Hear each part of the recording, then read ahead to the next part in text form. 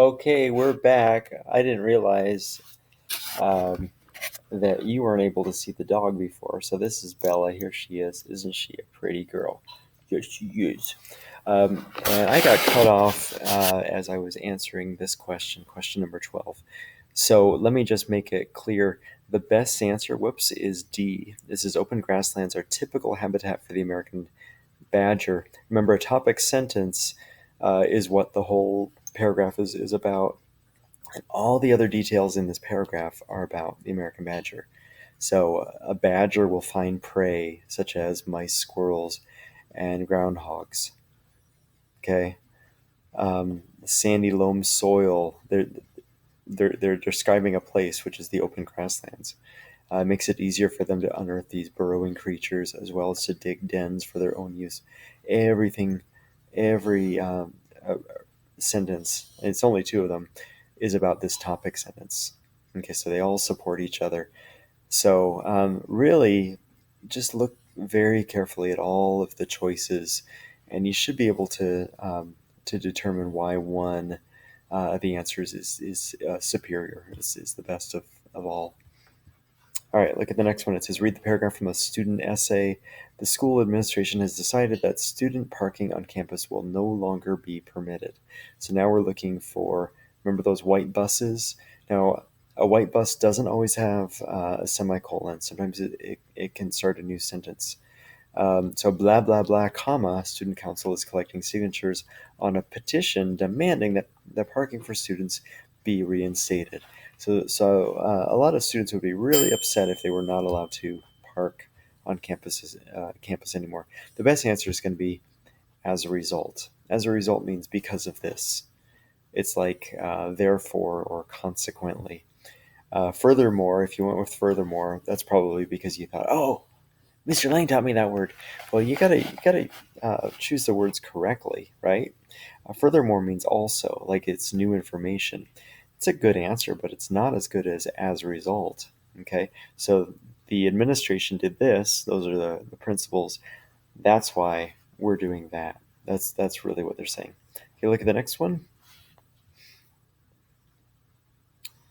Come on, it's taken a while. Does it help if I yell at the computer? Does that help? What if I start pressing things? Oh, I guess that worked. Did I go too far? No, I didn't. Okay, so we're on 14. This is the exciting story of Jessica and her busy day. Jessica reviewed her list before leaving home. By the way, we're looking for the concluding sentence, right? Jessica reviewed her list before leaving home and planned her route. She would begin with the post office, then travel to the bank. Jessica would meet her friend Anne near the bank for lunch. Following lunch, Jessica would stop for groceries and pick up her dog, who's a good dog, at the veterinarian. All right, and the best answer is going to be, well, I'm going with this one. Look at these other ones. Her dog, Spotty, seemed to be very tired lately. That's not a very good way to end the paragraph. Um, we really want something that makes everything feel finished. Okay. Yes, this is about our dog. So it's not a terrible answer, but this one here, heading home, she might think about an afternoon nap. That's helping it to feel kind of finished. Look at this next one. Jessica was happy that Anne was her best friend in high school. Anne was like a whole sentence ago, two sentences ago. We're not going to talk about Anne here in our final sentence. And then look over here. She would buy all the ingredients for her favorite recipe at the grocery store. Um, yeah, you got groceries and then you got the dog in here, so it really doesn't make sense. You could talk about. I mean, it makes sense, but it's just not really well crafted. You could talk about going to the grocery store and then getting the ingredients and then getting the dog. That would be a little bit more logically organized. Okay, let's keep going. All right, this is another exciting story. As he reviewed his teacher's outline, Derek developed a plan to complete his research report. The initial step, initial means first, initially, first, was to investigate his topic in order to develop a thesis statement. A thesis statement is just like the topic sentence. It's what the whole essay composition is about. Then he selected and reviewed several sources online and found 2 books at the library. Blah, blah, blah. Okay, so this is going to have something to do with the books or studying the books or researching from the books. And then it says his first draft was due for teacher evaluation by the end of the week. All right, the library is his favorite place to go after school. I mean, he goes to the library. Maybe. Look at the next one. Books are better for research than online sources. No way. I mean, that may be true, but we're telling a story here about what Derek did to write his essay. As he read, he took notes and developed a rough draft. Kind of like that one, because look, he selected and reviewed several sources online and found 2 books at the library. What do you usually do with books? You eat them? No, you take notes and you develop a rough draft. And then look over here, rough draft. Here, let me color that. And look, his first, what draft was due? I'm going to go with that one. Let's look at D just in case. Writing a research report is not that hard when you have a plan. That sounds like a good conclusion, actually, if you wanted to put it anywhere. But yeah, logically speaking, this third one is the best one. All right, let's keep going. All about Harriet Tubman. Okay, so it says, read the paragraph from a student essay. I think what we're going to be doing is, we're going to be combining sentences 3 and 4.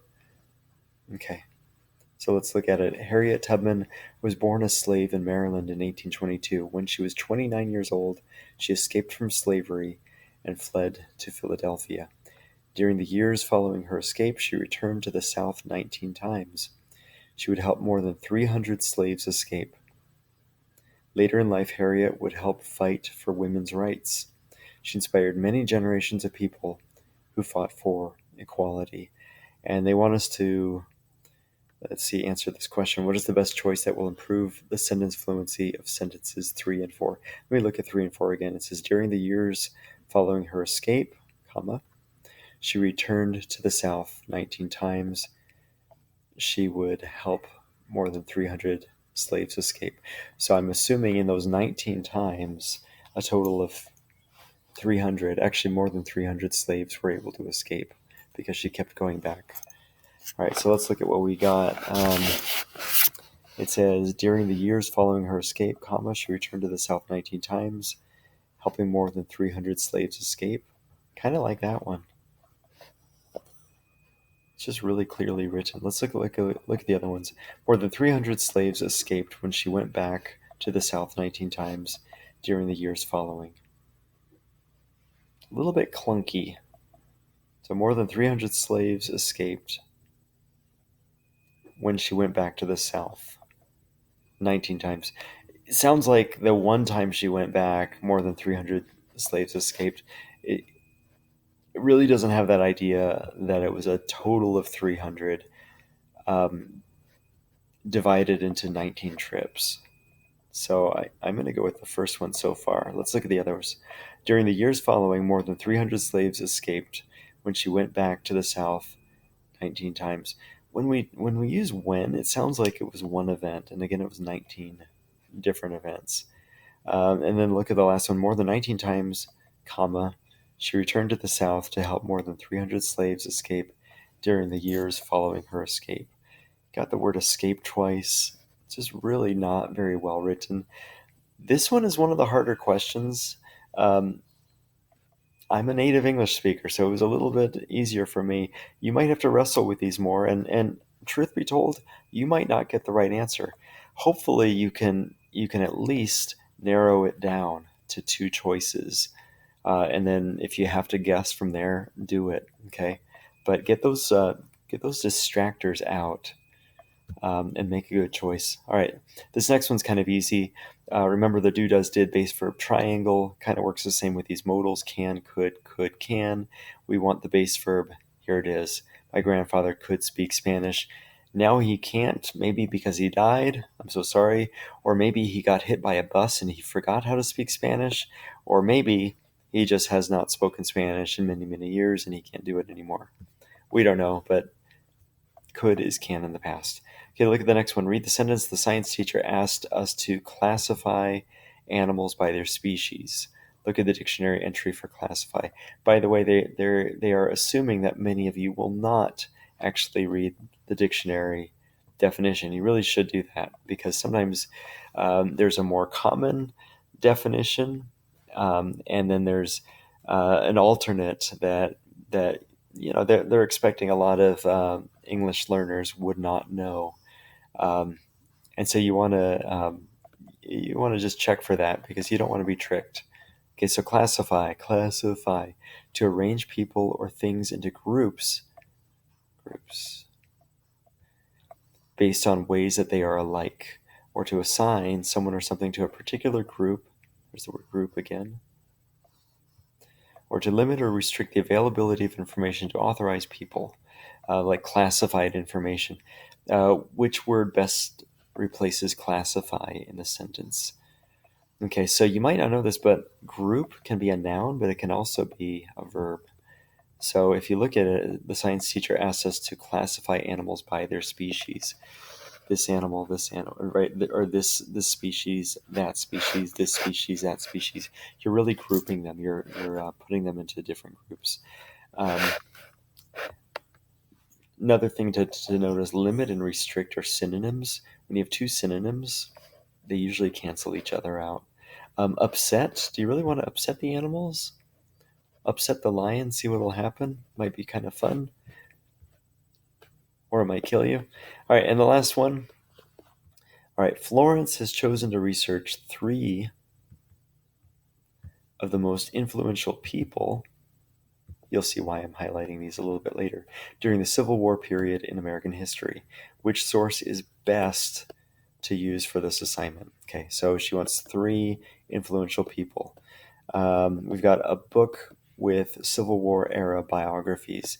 Now they are really testing you on this. Do you know the word biography? So bio means life. Graphy, like it means written. So something that's written about somebody else's life. Okay, and do you notice that it has an S there? So we know that there are at least 2 biographies in the book, probably more. This looks like a good choice. Now look at these other ones. A map. Do you really want a map when you're writing about people from the Civil War? Down here, a book about Civil War battles might be interesting, but I don't know if you're going to get so much information about people. And here is the second best, but not the best answer. A search on the internet for Abraham Lincoln. Now, Abraham Lincoln was around during the Civil War, if you didn't know that. But she wants to write about 3. 3 people, not just 1. So here's your best answer. And we are finished. Say bye-bye.